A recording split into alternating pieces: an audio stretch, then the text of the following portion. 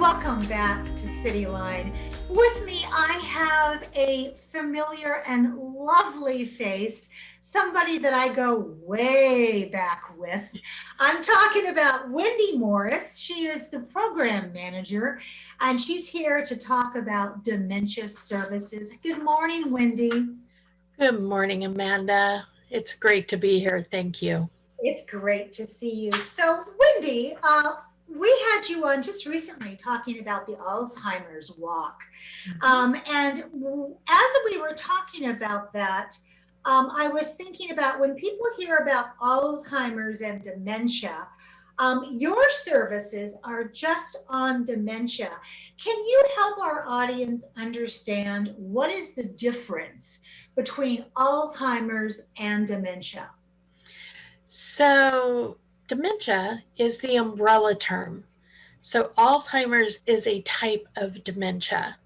There's other types of dementia as well, including vascular and Lewy body, among many, many others. Even Parkinson's is a type of dementia. So, when people talk about is it Alzheimer's or is it dementia, it's actually both. Alzheimer's is the disease, and dementia is the umbrella term. Wow, that was beautifully said with so much clarity. I think I'm always going to remember this. So, based upon that understanding, where did the idea of Dementia Friendly Pierce County come from? So, at Lutheran Community Services Northwest, we created the Dementia Services Program and Department when we received a grant from the Administration for Community Living. And it's a federal grant, 3 years. We're very grateful for it. And the idea behind it was to create a dementia-friendly Pierce County. So to help people become aware of dementia, but also to help get rid of the stigma and help people understand what the diseases are and how to best interact with people. So that's the idea behind our whole program. All three of our services that we provide is for creating a dementia-friendly Pierce County. Because people, again, don't understand the differences, and really it's about creating that friendly community. Absolutely. For everybody. Beautifully said. So, what are the components of a dementia friendly Pierce County? What are we striving for? So, we have 3 programs that we are rolling out. COVID, unfortunately, put a little slowdown on a number of them. But what we are striving for is to reduce the stigma, but also to engage people with dementia as well as their care partners. So our programs that we offer have 3 different activities. So one, and I'll speak more about this later, is Dementia Friends. And that is where it's education and awareness and helping reduce that stigma. Then we also have our Opening Minds Through Art, or OMA project. And that is a program where we bring together people with dementia who are living with dementia and younger volunteers. Again, because of the issue of COVID, we've had to change up the model a bit, but they're there to create art together. And then our third program is our Memory Ensemble. And that is one that is coming up hopefully next year. And it's about people getting creative and being able to understand when they go out into public. So it's for people with dementia who get together with an improv instructor from one of our partners, and they learn techniques of what to do when they get flustered and what to do when they are out in public.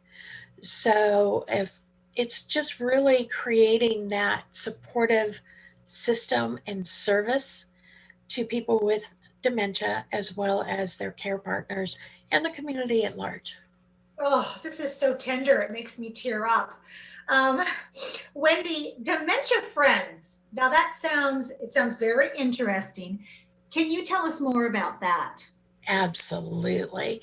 So, Dementia Friends is a 1 hour information session.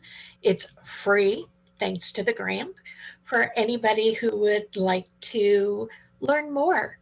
And we're doing it virtually right now, of course. When we can, we do groups in person.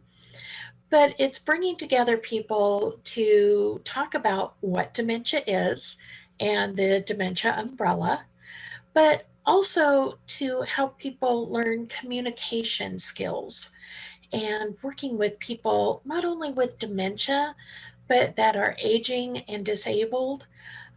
It's a great training if you have people that you come in contact with who are autistic, somebody who's had a stroke, anybody with cognitive difficulties. They can, people around them can learn so much from becoming a dementia friend. And again, it's free, it's 1 hour, it's virtual, it's open to everybody in Pierce County. And our hope is to get people educated about dementia and working together to create that dementia friendly Pierce County. It sounds like something that everybody could benefit from because we all are aging. That cannot be stopped. Let's talk about opening minds through art. That sounds like I just want to open the door and peek in. What does it entail? So, Opening Minds Through Art actually was founded by a professor at Miami University in Oxford, Ohio. And the mission of Opening Minds Through Art, or OMA, is to build bridges across age and cognitive barriers through art. So it's, again, pairing a person living with dementia, and I use that term very deliberately. They are living with dementia. And a younger person who is volunteering, and they get together to create art. It's not just about having somebody sit down and do coloring, fill in the picture. It's about really looking at, here is a Monet picture. Here's a painting by Monet. And now what impression can you do in paint? It's taking different color shapes and creating whatever their mind wants to create.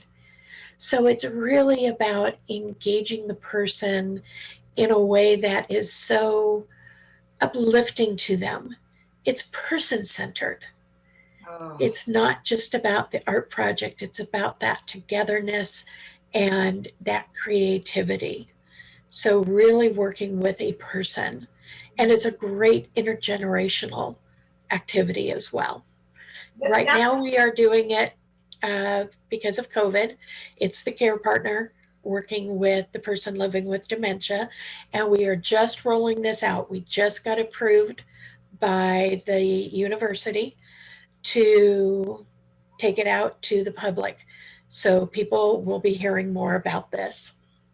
I love that because we know that the city of Tacoma, we want to be known as an age-friendly destination. So how does the dementia-friendly work mesh with that goal?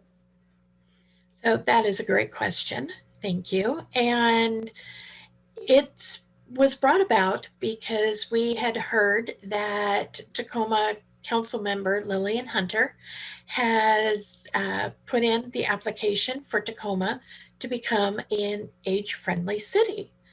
And we thought, this is fantastic, because at Lutheran Community Services in our Tacoma office, we focus on programs and activities and services for seniors. So what a perfect partnership is possible there.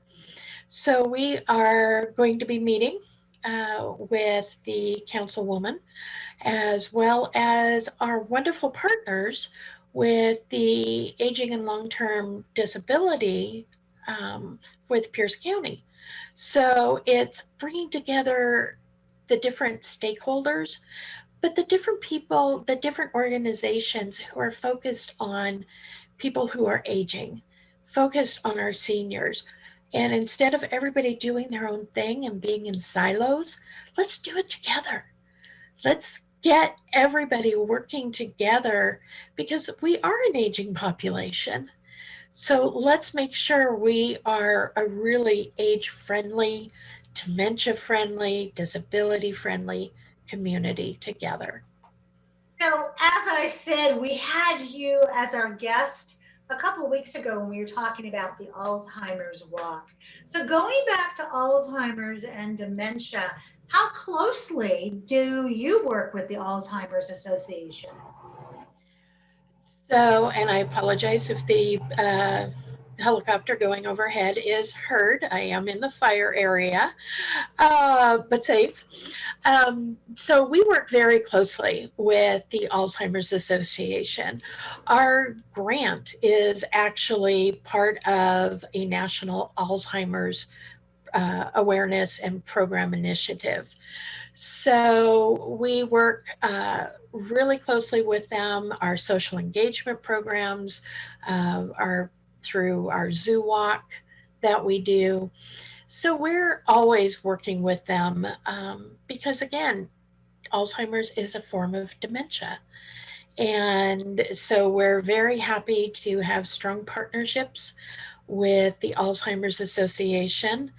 And just a little shout out because we do have the Lutheran Community Services Northwest dinos, our LCS dinos with Alex T. Rex. And September 27th is the Walk to End Alzheimer's in Pierce County. And we do encourage people as Lutheran Community Services Northwest to become involved in all areas of dementia, Alzheimer's, whatever it is that helps you find your passion and follow that passion and connect. It's about connecting people to people. So speaking of that, Wendy, my last question for you, because time goes by so quickly, is what can people do to support you and your work regarding dementia? What do you need? First and foremost, become a dementia friend.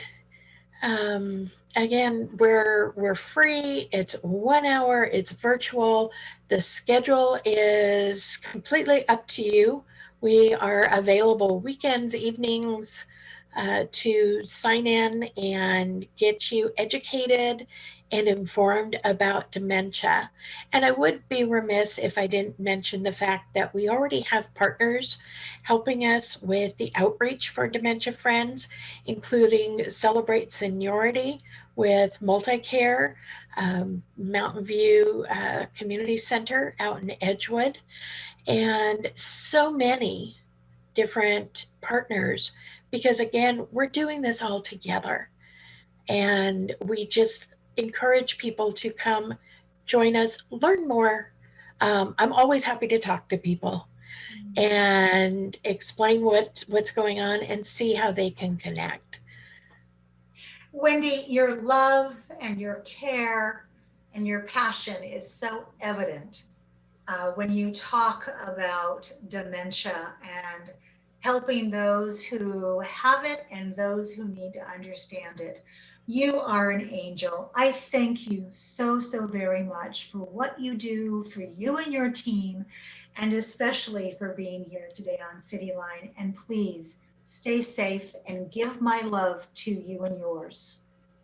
Thank you, Amanda. I appreciate it. You're welcome, my dear. We have one final segment to come on Cityline. We have Miss Erin with the Refugee Choir. You don't want to miss that. We'll be right back.